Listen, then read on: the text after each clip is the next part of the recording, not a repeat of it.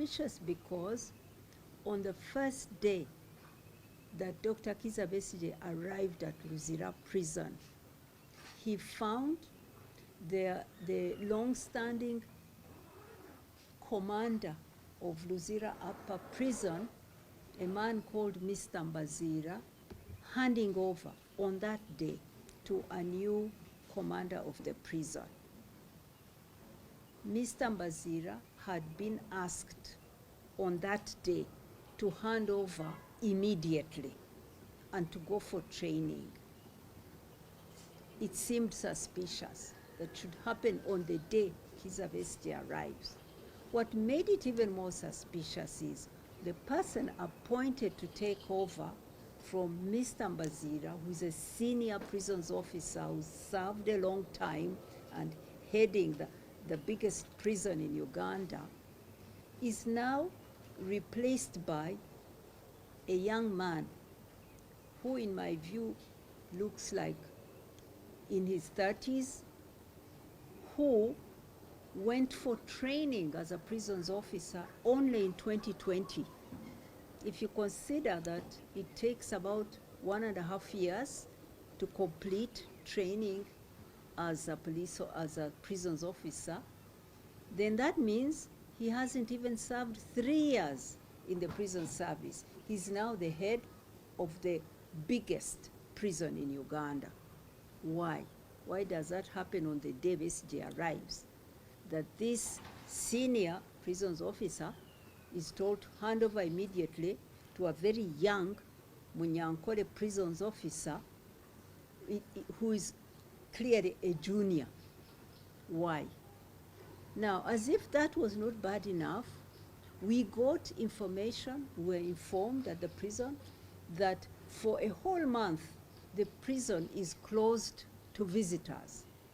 Imagine, in a holiday season, Christmas season, that the prisoners there will not receive visitors because the officers are on standby. This has never happened before. Colonel Besigye was a prisoner there in 2005. He was also before that kangaroo court called a military tribunal. I visited him at Luzira prison every 2 or 3 days throughout the Christmas season, throughout January. He was released on the 2nd of January. But we visited him. Boxing Day, I was there with my son Anselm to visit him. And there were other people visiting their prisoners. Why did they decide now that now the prison is shut to visitors? I went and saw the Commissioner General of Prisons on Tuesday. I sat in his office and we talked, and I put this question to him. Then, to my surprise, he says, no, I haven't stopped visitors. You can visit. I said, no, you have, because we've been to the prison. Then he called, he made some phone calls, and he said, no, Winnie, you are okay, you can go and visit your husband. I said, no, I'm asking for all Ugandans. Can all Ugandans with prisoners go and visit throughout this season? He didn't give me a good answer, clear answer. I left without a clear answer. But the next day, they issued a press release saying, visits are suspended, but you can bring food and leave it at the gate. I am not leaving Besigye's food at the gate without knowing who is taking it to him. What if they give him what's not what I haven't brought? Everyone wants to take their food and hand it to their person. So I'm protesting that. And I'm saying this not only for my prisoners, but for every other Ugandan who has prisoners there. They have the right, they should have the right to see their people and to give them food and whatever else they need. So, all this has made me suspicious about the intentions that the government has towards Dr. Kizza Besigye and Haj Obed Kamlegeya. I question their intentions. Why did they abduct him? When they were clear processes, legal processes for bringing them from Kenya to Uganda. And when it was also very clear that they are returning. Kalobestia has many cases here and he's always appearing in court. He travels, he comes and sees us and returns and goes to court. He was not a flight risk. Why did they have to abduct him? Why did they have to bring him in a prison and change the prison leaders? The prison leader. Why are they now saying for 1 month we must not see him? What do they want to do to him in that month? I'm asking. So I'm putting it to you, my fellow Ugandans. I'm putting it to the government. We are watching you. The whole world is watching you. Whatever happens to these two men, the world is watching you. You cannot do it in darkness. And I'm putting them on notice that I'm going to go to the prison, they can chase me away, and I will still come to the prison. It's my right to see my husband in prison.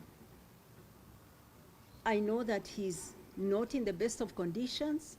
I am told by those who were able to go inside that he's locked behind like 6 levels of locks. You enter one and you lock, and you enter another and you lock 6 times before you reach a tiny little room where he's sleeping. That it looks more like a store than a room. I didn't want to complain about all of that. We were happy to wait until he goes to a proper court and seeks bail. But one thing after another is leading me to believe that these people who have abducted him have wrong intentions and want to harm him. So there it is. I'm putting it before all people, the entire world, to know that some harm is being done to these two men. Thank you.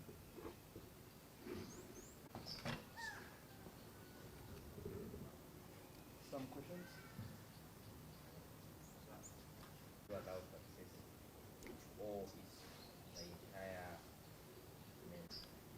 He told me that I can go. And I thanked him for saying that. But that didn't answer my question, that can everyone who has a prisoner go and visit their prisoner according to the guidelines we've always had? He didn't answer that. So instead he came out with a statement, or the prison officials came out with a statement that visitors are not allowed but can deposit food at the gate. And I am challenging that. I'm saying that's inhuman, that's cruel, and it's a change in the rules, and I'm questioning why have they changed those rules when Besigye arrives. That's my suspicion. He has assured me that I can go, but I don't even trust his word, because they say one thing and do another, because they abducted him, because they changed the leader of the prison. All those things make me doubt their intentions and not even trust their assurance to me, but I'm going to test it. I'm heading there to see whether they'll let me in. And then the last time, when was the last time you spoke?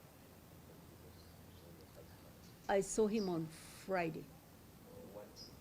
How is He's well, thank God. He's strong. He's a person who can endure hardship and who's very persevering. So he was in good shape, and I thank God for that. And I hope he can stay like that. And then I would also want to know, did we share that condition? No, we didn't talk about that, because, for him, he's, he's a tough guy. He can